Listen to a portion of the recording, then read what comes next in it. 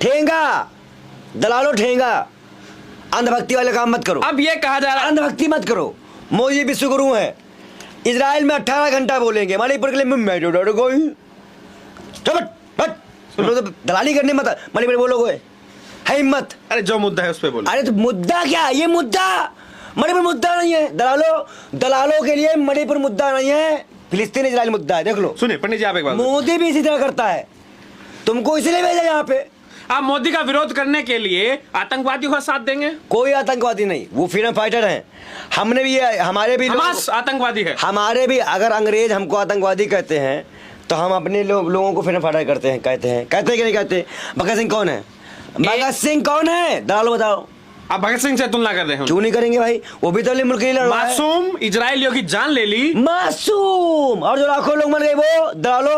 अरे तुम्हारे ही जमीन, मैं कह रहा हूँ तुम्हारा माइक मैं छीन लूं और तुम हम इसको छीनने के लिए मेरे संघर्ष। सुनो एक बात सुन तो, अरे सुन तो, अरे सुनो बेशर्मो, सुनो तो। अगर मैं तुम्हारा माइक छीन लूं, अब तुम हम इसे लेने के लिए हमसे संघर्ष करो तो तुम आतंकवादी हो। दलालो बोलो, दलाली करने चले आते हो, पता होता कुछ है नहीं, पढ़ के आया करो। दलालो पढ़ो, ये क्या हो रहा है इस देश मुल्क में।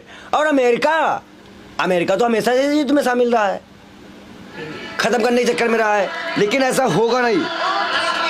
लेकिन सवाल पंडित जी ये है, आप ये बताइए, क्योंकि कहा यह जा रहा है कि ये जो युद्ध है, शुरुआत तो कर दी फिलिस्तीन ने, अंत करेगा इजराइल।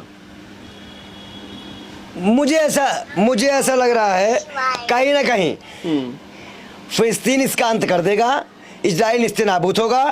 आज के परिप्रेक्ष्य में अगर अल्लाह को मिटाने वाले, अल्लाह की उम्मत को मिटाने वाले, अल्लाह के नूर को मिटाने वाले, नबी का नाम मिटाने वाले बहुत से आए, बहुत से लोग यहाँ पे तबाह बर्बाद हो गए, लेकिन कोई भी मिटा नहीं पाया।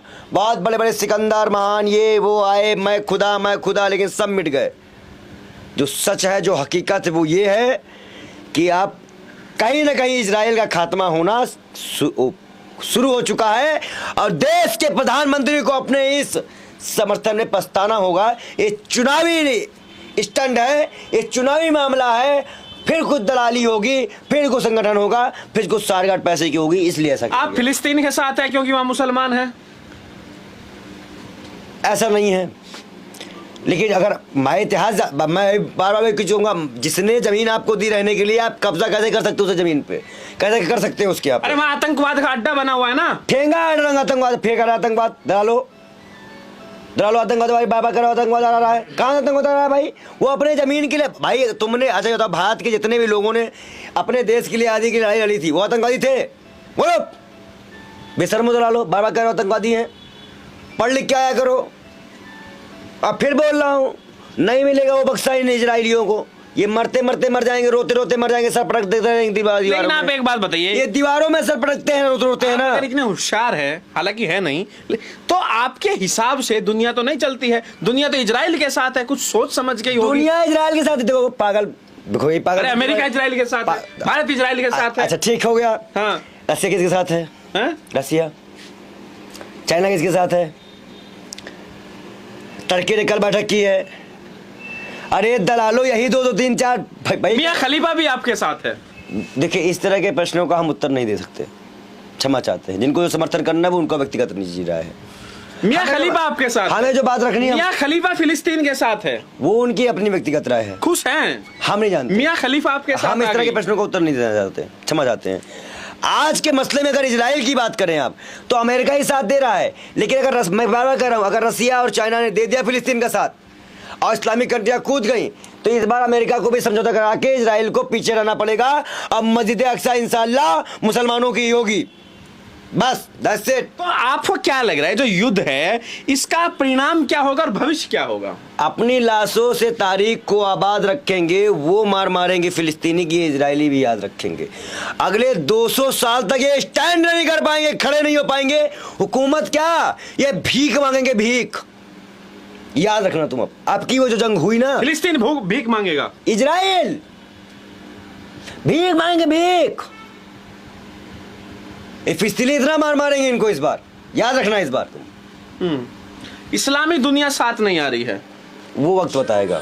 अभी कल चर्चा हुई है तो टर्की ने कुछ बात रखी है और भी इनकी संगठन बात कर रहे हैं, लेकिन इतना विश्वास है कि जीत फिलिस्तीन की ही होगी। फिलिस्तीन की जीत होगी। फिलिस्तीन की जीत होगी।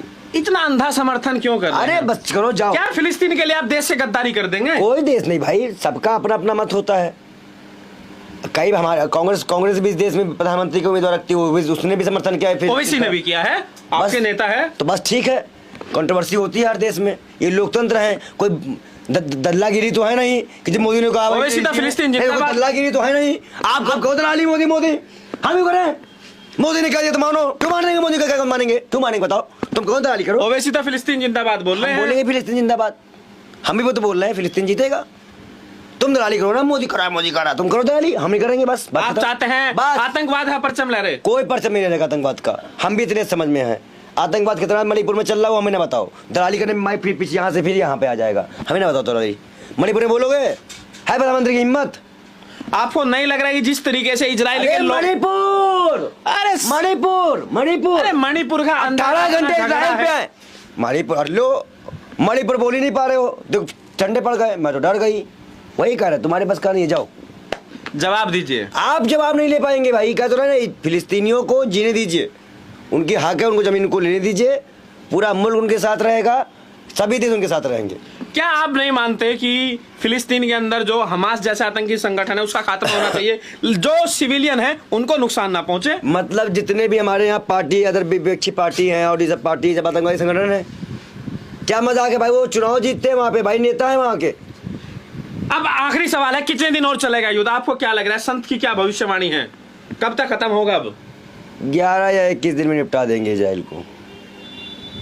हाँ, 11 से 21 दिन में निपट जाएगा इजराइल। 11 दिन में? 11 से 21 दिन में इजराइल निपटा दी जाएगी। खत्म इजराइल खत्म। अगर नहीं माना तो खत्म। चलिए, तो ऐसे में बार ये मस्जिद अक्सा को छोड़ देगा। अब ये मस्जिद की तरफ कभी नहीं आएगा, ये लिख लो। इजराइल नहीं आएगा। तो ये थे मेरे साथ पंडित विजय शर्मा। ना साफ तौर से कहना है, जिस तरीके से हालात खराब हो रहे हैं वो जो है सामान्य होने चाहिए और शांति बहाल होनी चाहिए। सारी बातें की पूरा बातचीत, पूरा इंटरव्यू आपने सुना। आपकी क्या राय है? जरूर बताइए। वीडियो लाइक कीजिए, शेयर कीजिए, टाइम्स एक्सप्रेस को सब्सक्राइब